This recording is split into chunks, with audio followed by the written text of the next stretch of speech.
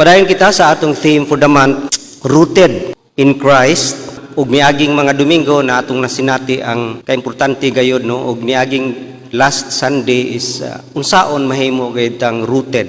Kung ato ning i-practice kining Bible, prayer ug church, perting pawira gyud ang usa ka Kristohanon. Dili sa dali mapildi, ma-defeat, mapalid sa mga teaching. Dili dali siya madala sa mga worldliness, dili siya dali ma-discourage, dili dali ma-guba ang iyahang testimonyo, dili dali ma-daot ang iyahang Kristohanong kinabuhi. O ang pinakanindot, bisan pa og sa mga trials and persecutions, basta rooted ka, mubunga gyud kanunay, mabungahon, malipayon og kinabuhi nga gamhanan kayo. Mao nang pagkanindot aniya kinabuhi. Ninitag na padayon kita sa pagtuki sa mga butang nga makadugang gayud og kusog nga kita mahimo gayud nga rooted diha ang Ginoong Hesukristo. Og ato karong tagag pagtagad kining principles of a binding. Ang text very common nga ni kanato ang John 15:5. It's about the principles of the vine and the branches. Og kana nga principles diha nahisibo pod diha sa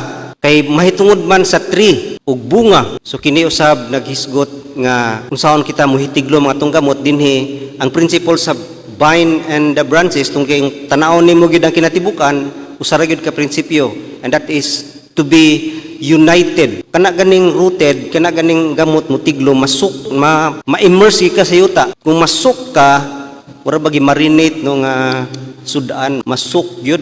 It means na hiusa yun ka, nahiusa. Ang atong ipadayag miagi nga to be rooted in Christ is to be rooted in our relationship with the Lord Jesus Christ. O ngini takna dugang kini gayod sa pagpalig-on no sa unsaon nato mahimog yung rooted, and this is about the principles of abiding in Christ. Pagingon ni Kristo Jesus diya nga I am the vine, you are the branches. Apart from me, you can do nothing. Kanako mabungahon kamo, pero wala ako, dili gyud kamo mamunga. Unsa kining pulong nga to abide? Abiding sa Bisaya is kung magpabilin kamo kanako, ang ako mga pulong magpabilin kaninyo, mangay kami bisagon sa kay kini igahatag. Unsa kining pulong nga abide? Tanaw nato ang una. It means desiring Him.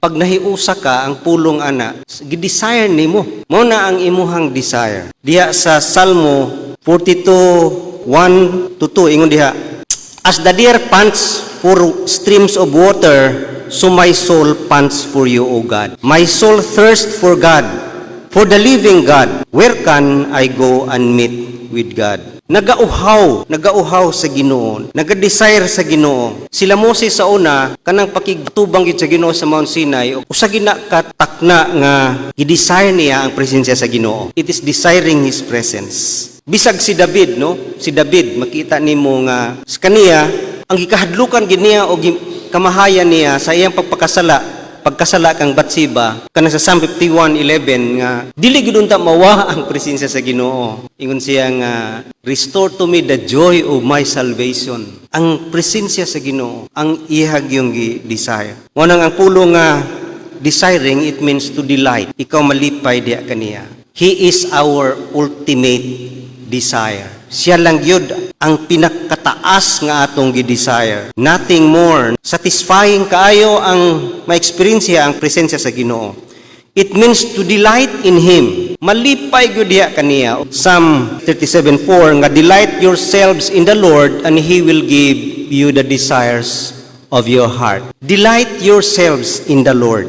Paglipay diha sa Ginoo. Kini nga pulong ang uban lahi po ang ilahang pagsabot niini. Ang uban mo ingon nga, kung kita malipay diya sa Ginoo, ihatag niya atong mga desire. If you desire material possession, if you desire power, fame, ihatag na niya.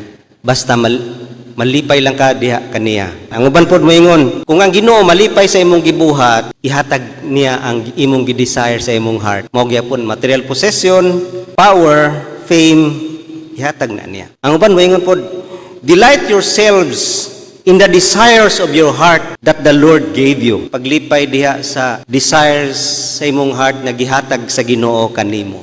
Mao na ang pagsabot sa uban. Pero naay diferensya gayod tungod kay lahi ang pagsintro diha. Wala gyud ang tinuod nga kalipay diha sa Ginoo. He is not the ultimate desire. Ang tama gyud nga interpretation nga ang Ginoo gayod diha kaniya you will find your greatest and real pleasure, joy and satisfaction and comfort. Diha lamang kaniya you can find these things and nothing else. Nga ang kalipay nga tinuod-anay dili makita nimo diya sa earthly possessions, power, influence, physical attributes. Mo nang delight must be in the Lord and not for the Lord. No, kay lahi na dako nagkalahian ang delight yourself in the Lord and for the Lord. Kay ang in is center on God, ang for is naay pagka self-centered nga desire. Diyan nato makita nga ang Ginoo gyud ang source sa desire. Ang material possession or kining uban butang byproduct lamang diha sa ultimate desire nga si Ginoong Hesukristo. Produkto lang siya.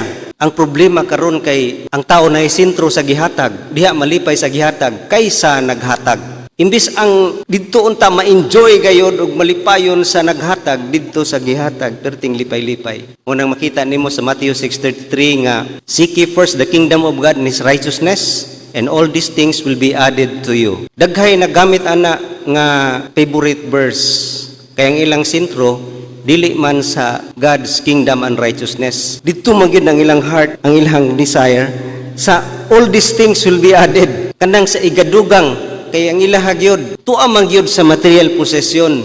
Kining naa sa kalibutan nga mga temporary. Diha ang kalipay. Reality gyud na sa kinabuhi ni David makita nimo naa siya na mga butanga, power, wealth, pero ang iyahang satisfaction, ang iyahang gi-desire gyud ang Ginoo man gyud. Ang nasinto ang iyang kasing-kasing sa Ginoo man gyud. Muna tanaw nato karong panahon na nagsigig ampo makaangkon og trabaho, pag nanay trabaho wala na kay naangkon naman na iyang desire. Daghan na magkwarta dito na sa iyang mga desire. Sin makita ang reality nga ang kalipay is wala sa Ginoo. Ang kalipay tua sa mga butang nga iyahang gusto labi na butang kalibutanon. Makita gid nimo na karong panahon na. Kasagaran gyud nga kalaban gyud karon sa mga ministry kinig yung mga butang, no? Other things nga napahimong pabisi sa Kristohanon. Instead nga we are excited to spend time with God dito man sa mga butang nga atong gicheris, butang kalibutanon. Munang ang butang sa Ginoo not a duty. Mo to yung nato kaniya Bible, prayer o fellowship, dili na sila duty. Kung desire gyud ang sentro, kalipay. Kung kalipay gyud ang sentro nga diha ta malipay, diha gyud na ta mo spend og time og mo sacrifice kay mo man ang atong kalipay. Mo nang likayan, bantayan gyud kaayo kining atong mga desire. Kay usahay di kita kahibalo nga lain day ang atong tumong. Usahay nagamas kita sa kana nga relationship. We are covering nga ang sa katinuod didto gid ta malipay sa mga butang kaysa compare sa Ginoo. Nga mahimo usahay nga burden kining mga Bible, prayer, o fellowship, church. Munang we have to practice this principle. Mag-desire gyud diya sa Ginoo every day, no? Di ka kabantay usahay niya. Bisag ako usahay kinagdali kay dugay nagkamataw niya, mag-jogging pa, mag-basketball. Di na ka devotional unya during the day makuha nang murag na mo gikulang. Murag na ako'y na wala na perform karong adlaw. Murag mauna ang naa dili tong na-miss nako si Jesus lagi karon. Usahay didto sa murag naay wa na ako na perform nga duty. Walang diferensya ginang naglong ka, nag-desire, nagakalipay ka kay ma-miss gyud nimo si Jesus ang relationship. Mo nang we have to practice that, no? Nga diin he is our ultimate desire. O kung kana ang atong ginabuhat matag adlaw makita nato nga mo ni ang resulta. His desires will be our desires. Ang iya na karong mga desires ang atong gidesire. Kaniha, gusto ta makig-close sa Ginoo kay para maangkon na tong mga butang gusto nato. Wrong kundili sa dihang kita kanunay nag-desire sa Ginoo, diha nato ma-experience nga ang iyahan ng desire, ang atong gidesire. Iyahang gusto na. Kay nahiusan na ta kaniya. Mo nang daghan gyud nagahimo sa ilang gusto tungod kay ang ilahang gitawag nga desire system is diseased. Desire system masakiton kay dili mao gayud ang gi-desire. In order for us to desire the right thing, we have to know the right thing. Pagtuon nato mo ni atong gusto, pero pag makakita ka, makaduol ka sa Ginoo, maklose ka sa iya, you will know nga dili man dayto mao ang imong gi-desire gyud nga tinud-anay makahatag kanimo kalipay. Kini man day mga desire ni Ginoong Hesukristo, mao'y makahatag katagbawan sa atong kinabuhi. Mao nang bantayan nato nga gitawag diseased no ang atong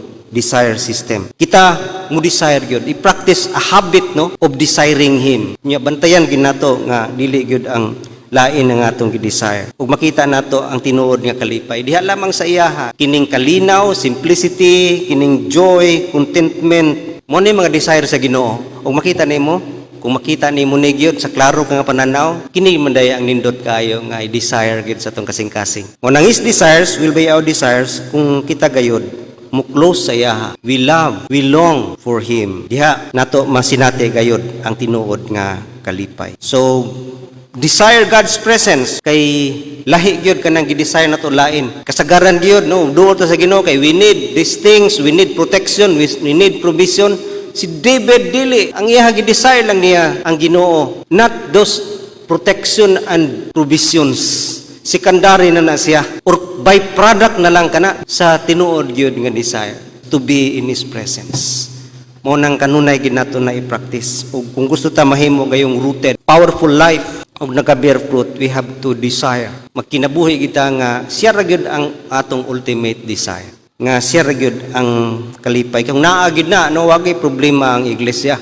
Why problema nga atong paginabuhi matag adlaw? Because siya man ang atong gi-desire. Ikaduha, meaning to abide is to be devoted to him. Not only desiring him, but also devoted to him. 2 Corinthians 11:3. But I am afraid that just as Eve was deceived by the serpent's cunning, your minds may somehow be led astray from your sincere and pure devotion to Christ. Unang nabalaka si Apostol Pablo diha sa mga tao sa Corinthians nga mawala sila sa ilahang devotion kang Ginoong Hesukristo. Pag devoted ka, ang meaning ani, you have that undivided devotion. Kana bang dili ma-divide? Focus kayo, sintro gyud. Ang prinsipo na ikuha ni Paul ini kining principle sa marriage o prinsipyo sa church o kang Jesus Christ. Nga we are the bride, the Lord Jesus Christ is the bridegroom. Kana nga relationship di gina pwede nga naay in between. Kanang marriage relationship dili pwede nga naay in between diha nga relationship. Mo nang sa mga marriage nga counseling di gina mawala ang itudlo kanang likayan gyud ninyo kining extra marital relationships. O ang extramarital relationships, dili lang yun na third party nga tao, kay kasagaran yun, na ilaing asawa, na ilaing bana, na ilaing gika, mingle-mingle. Dili, extramarital relationships, kato mga butang nga come between you and your wife or your husband. Sa kini mga butang nga, sa bana, pwede mga hobbies, nga mahimo no gihapong sintro, mga sports, mga butang nga extramarital na, kay nahimong between. Natunga imong loyalty, o ang imong devotion. Sa mga asawa, materialism, usapan ni nga mahimong makadivide diha noon ang devotion. Mo nang great warning gayud kining mga butanga. Career no mahimong extramarital nga dito na focus sa iyahang trabaho, wala na kayo time kanang real nga experience, kanang intimacy, wala na kay tuan na gyud panahon sa lain. Mo nang undivided devotion, daghang kay makadistract kanato sa Ginoo. Patunga worldliness, kining flesh nunudnon o the devil sometimes mahimong mutunga usab nga diin ma-distract ta kaniya. Si Eve na-distract sa devil, na-distract siya kang Satanas, naminaw siya,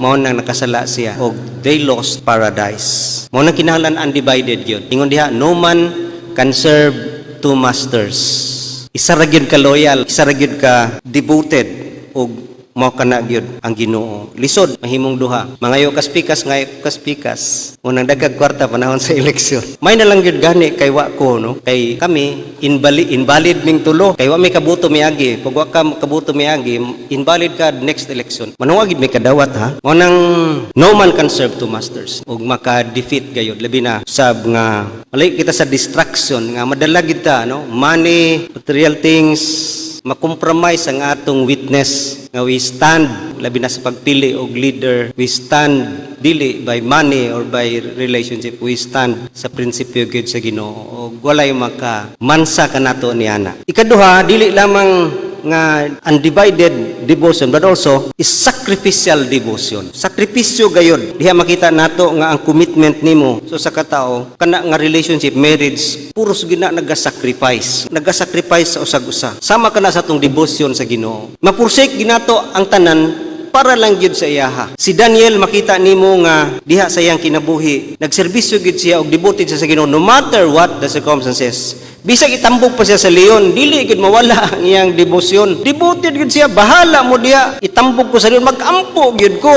Wagi mo come between me and my God. Sakripisyo gyud ang devotion. Sa kinabuhi usab ni Mary, she lost reputation, family's integrity. Bisan pa ang iyang dreams of having a good marriage, nawala kana kang Mary kay devoted gyud siya sa Ginoo. Si Abraham, ang iyang anak, iyang gi-offer sa Ginoo, wa gyud siya mo compromise o mo dili nga ihalad si Isaac. That is sacrificial devotion. Si Moses, gidinay niya ang luxury diha sa gingharian nga diha gud sa mapuyo kang Pharaoh, hayahay sa diha or mutuman siya sa call sa Ginoo nga mulid sa people out of Egypt. Mahimong dito na makiguban sa iyahang mga kaliwat nga mga pobre ug mga slaves.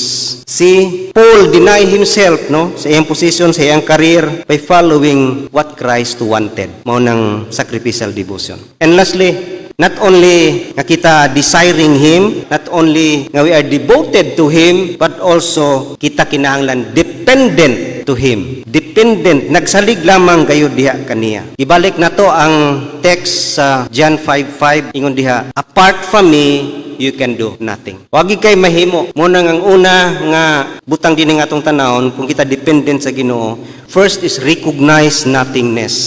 Kinahanglan imong i-acknowledge ang imong kagyoy mahimo. Wala gid ka kung wala si Ginoong Hesukristo. Principle sa Vine of the Branches, kung mubuwag ang sanga, malaya ginang sanga. Mao gid ang kamatuoran. Sumopod na sa atong kinabuhi nga kung dili ta ka-acknowledge sa atong nothingness, dili kita ka angkon og tinuod nga connection og kusog og root sa atong kinabuhi. Tungod kay dili man gid totally ta nag-recognize sa atong nothingness. Wag ginato gi-recognize kining atong mga limitations and weaknesses. Sa pagkatinuod, wag ginato mailhi ang extent sa atong corruption. Unang daghan gayoy dili epektibo o dili mahimong mabungahon na Kristiyanon tungod sa pag-acknowledge nga sila wala, way mahimo ug sila corrupted. Mao nang ilang kinabuhi na ay gisaligan usab. Na sila'y gitawag nga kaugalingon nga righteousness. Man is self-centered. Ug dili ka kahibalo mo tan-aw, mabulagan ka sa imong korupsyon, unang daghay panalangin nga ma-withhold. Daghay panalangin nga dili gyud mahitabo sa atong kinabuhi. Kay mingon man ka mas may pa kuniya mas spiritual mature man kuniya. Mao gani nang si Simon the Pharisee, niduol tong babae sa ilahang balay, gibugasan ang tiil ni Jesus. Nasuko siya nga nganong makakahibalo nga daotan kanang bayhana. Pringon si Jesus, kana siya gibubuan niya og akong tiil. Lana, pero ikaw, waganay busag tubig. Si Simon the Pharisee, thinking nga mas righteous siya sa babae. Pero in general, pariho tatanan. Nothing. Bisag kung sa ka-religyoso, you are nothing. No? Wag kita makapasigarbo diha. Kung tanaw na ito ang extent sa itong corruption, puro kita dautan. Di ginato mahibawan because the heart is deceitful above all things. Ug si Paul nag-experience gina, he said, nothing good lives in me. Kung say buhaton nako, di nako mabuhat. Ang di nako gusto, mabuhat nun nako. Perting lisuda gid ay kung dili kita dependent sa atong pagkinabuhi diha kang Ginoong Hesukristo. Man is corrupted. Bisag unsa naagi tay sala, bisag asa naagi tay sala. Naay sala nga wata kahibalo. Di kita magpasigarbo. Kay kita mismo wa kahibaw nga sala na. Mo nang ningon gani sa Jesus, forgive them. Kay wa sila gid masayod sa ilang gibuhat. Apil na sa package. Tung kay kita gayod, depraved, corrupted, di ka nita ka sense nga kita gayod, dautan kaayo. Ang matter sa Ginoo mao ang sulod, no? Munang daghay mga tao nga nagpugong gid silang kaugalingon nga dili ka sala. Bisag nasuko na nga ayo, munang niingon si Jesus nga ang murder dili lang kay killing, kundi nasuko ka sa imong isig ka tao, that is killing. That is murder. What is adultery? Nagtanaw lang ka sa babae, lain na imong pagbati, commit adultery. Tungod ang matter sa Ginoo, dili ang outward kundi inward. Na mga panahon makapugong ta nga dili na buhaton, pero ang atong kasing-kasing perting sukua na ang last na ang kuan, this same corruption na sa sulod. Ang outward dili magmatter sa Ginoo. Ang sulod ang iyahang makita. Kitang tanan gayud corrupt. Ang duha ka bata diya sa parable of the prodigal son, ang elder son, pagtuon nimo righteous siya, nibuto nadugay sa dihang niibalik ang iyahang igsuon nga prodigal. Nibuto mo nang ang atong extent sa corruption mubuto gina. Bisan saon nato nagpugong kay we are depraved, corrupted kita. Muna kung di ta dependent sa Ginoo, di kita ka-realize sa atong corruption. The same gyapon sa principle nga kung dili ka ka-realize sa imong sala, dili ka makapangayo og forgiveness nga tinud-anay. Kay wala man, wa man ka nasayod sa imong sala, dili ka kaingon Lord pasayloa in taon nako, dili gid pareha atong babae nga nagluhod-luhod kang Hesus. Nasayod gud siya sa kadako sa iyang sala. Mo tang ting hilak-hilak gid niya og pwede gid niyang yango kang Hesus nga pasayloon siya. Kita kung di ka-realize sa atong sitwasyon, dili kay ta mo na ingon nga until we are broken. Mo nang ang pamaagi ra gid sa Ginoo maka-realize ta i-break gid ta niya brokenness, ka-realize ka kung unsa ka nothing. Unsa ka wala gyud kung wala ang Ginoo. Dalon gid kaniya sa punto nga maka-realize. Kay sa pagkatinuod di kita ka-realize. Unang light kaya atong tanaw sa sala, light kayo kung makasala ta, gamay ra man nga sala.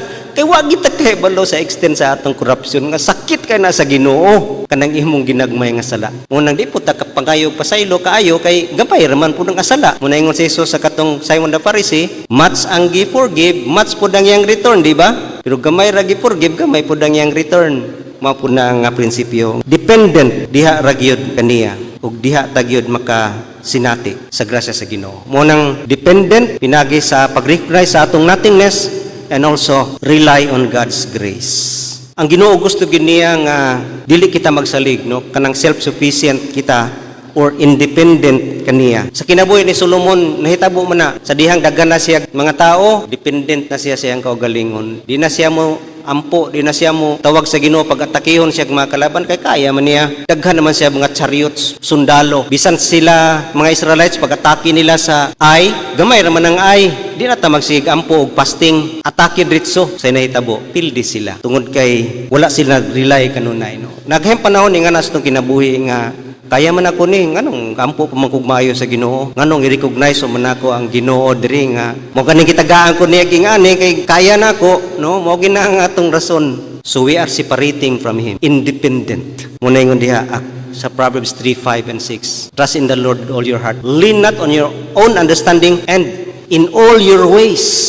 In all your ways, acknowledge Him. Dili lang sa mga ways nga kaya nimo. Sa tanan gayud, no? Acknowledge nga wa gyud kay kaya. Mao na ang sikreto nga kita always connected. We are dependent. Walay time makita-kita lang by our own agenda. Mao nang daghang kayong failure gayud bisan sa church tungod kay mao gid ni ang patigbabaw ang atong own desire. Kay kita naga-separate. Kay kita we know nga kaya nato og kahibaw ta unsay maayo og nagapursuta sa atong agenda. Mo nang daghan gayoy failure kung kini mo patigbabaw. Kita ginauha gayud nga total no dependent diya sa Ginoo because without the work of divine hands. Psalm 127:1, unless the Lord builds the house, its builders labor in vain. Unless the Lord builds the house, kanang imong labor no vain. Wa ingon diha nga unless the Lord mutabang sa imo pagpanday, wala. Unless the Lord builds the house, it's God no who builds. Dili kita. Kay kita lagi kay kaya-kaya man, kita ra mga tagtabang sino kung lisod na. Acknowledge gud nga ang Ginoo gyud ang atong strength, ang atong gihimo, ang atong mga resources iya gina sa Ginoo. Ug diha ta kanunay perting pawira sa pagdepende kanunay kaniya. Nagsalig yun kaniya. Kining bata, nagsalig naman kanunay sa inahan. Kung makita nimo nga peaceful man siya. Kaya dependent man gid siya. Mama kanunay. Mo nang kasagaran yun. Mama. Bisag kuan ra, mama. Sagsayon ra gud, mama. Kay mao ginaang iyahang nature. Ug mao kana ang prinsipyo nga angayan sa Kristohanon nga always dependent kita sa Ginoo. Nga malayo ta sa pagsalig sa atong kaugalingon kay daghan na ta kwarta. Di na ta magyanguyo gud maayo nga provide us with our daily needs nga sa pagkatinuon. Ang Ginoo gyud ang nagtinubdan niya ng tanan. Failure gayud kung kita dili magdepende sa grasya sa Ginoo. Be dependent no, on God's grace. Nabitaw bata nangutana nga wala mo kay problema sa temptation. Kusog man akong willpower. Kuyawa. Kusog iyang willpower di daw siya madas temptation. Nagkuha ang minister og lapis. Patindugon ko ning lapisa diha sa taas sa Bible tindog. Ingon ang bata, imo manggigunitan. O sige buhian ako.